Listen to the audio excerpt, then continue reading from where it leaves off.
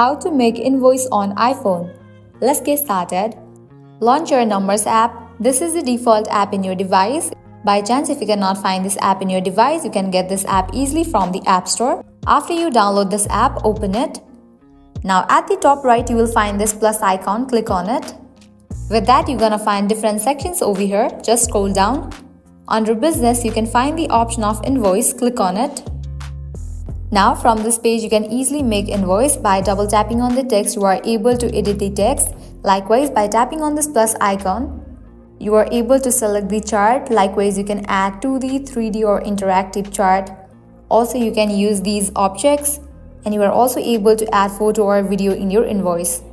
After you are done with the editing part, you can click on the share icon. With that, different social media platform apps will appear. You can share this invoice to these apps. So this is how you can make invoice on iPhone. I hope you guys are clear about it. At the end, if you guys find this video helpful, don't forget to like, share and subscribe. Thank you.